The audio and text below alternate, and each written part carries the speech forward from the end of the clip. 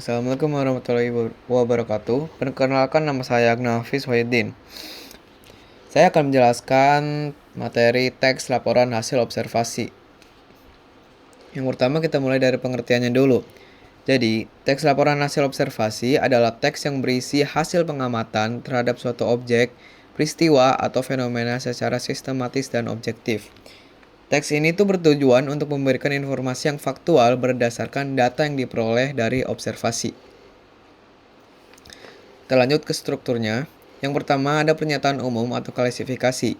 Pernyataan umum ini berisi gambaran umum mengenai objek yang diamati, seperti definisi, klasifikasi, atau karakteristik utama.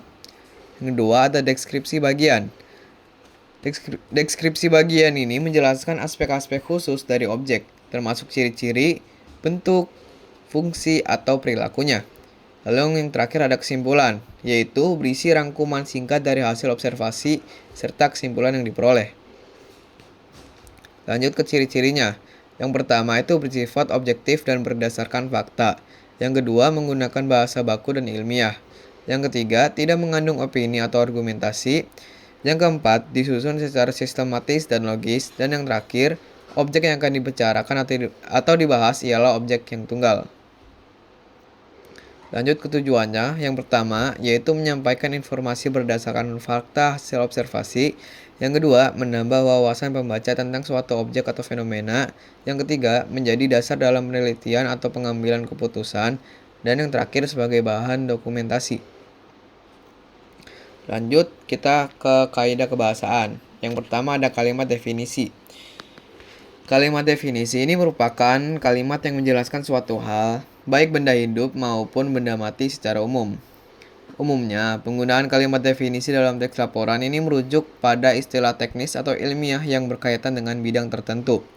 Hal tersebut tuh dapat membantu pembaca memahami istilah teknis atau ilmiah yang muncul dalam teks. Kalimat definisi itu biasanya menggunakan kopula, seperti kata adalah, merupakan, dan yaitu. Contohnya yaitu, belalang anggrek atau Hymenopus coronatus adalah salah satu jenis belalang sentadu atau belalang sembah yang hidup di Indonesia dan kawasan Asia Tenggara lainnya. Dalam kalimat ini tuh dijelaskan kalau misalkan belalang anggrek adalah salah satu jenis belalang sentadu atau belalang sembah yang hidup di Indonesia dan kawasan Asia Tenggara lainnya. Lalu ada kalimat deskripsi. Kalimat deskripsi digunakan untuk menggambarkan sifat-sifat atau ciri-ciri yang khusus atau spesifik dari suatu benda. Kalian dapat menggunakan kalimat deskripsi saat menjelaskan sifat sebuah benda kepada pembaca berdasarkan apa yang indera kalian rasakan, sehingga pembaca seolah-olah benar-benar melihatnya atau merasakannya sendiri. Contohnya, yaitu tubuh mereka berwarna putih dengan aksen merah muda, lembut, atau cerah. Kita sebagai pembaca dapat merasakan kalau misalkan tubuh dari yang di observasi ini itu berwarna putih dengan aksen merah, muda, lembut, atau cerah. Lanjut ke objek observasi. Untuk makhluk hidup itu ada kayak hewan, tumbuhan, dan manusia. Benda buatan itu ada kendaraan dan alat teknologi.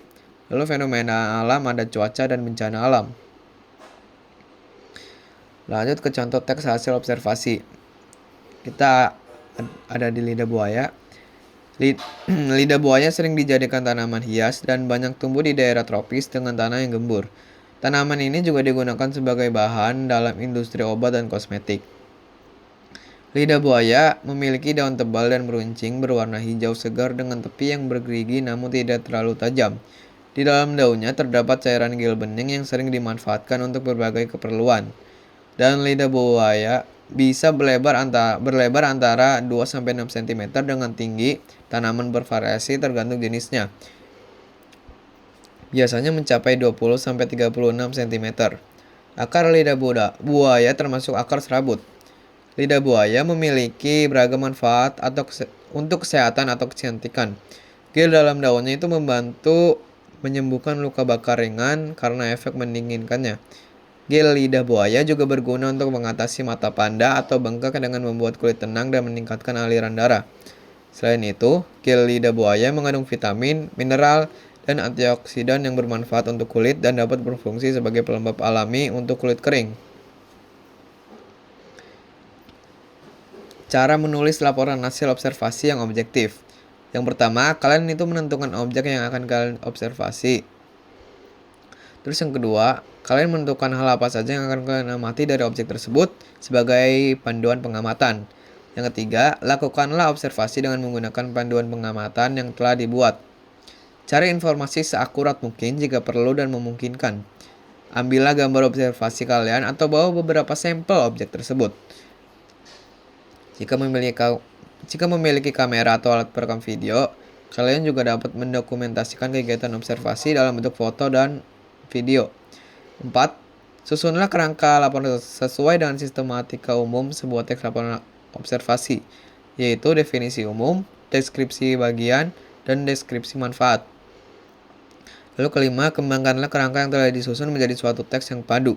Pada tahap ini tuh harus memperhatikan kaidah-kaidah kebahasaan yang menjadi karakteristik laporan hasil observasi yang telah dipelajari pada bagian sebelumnya.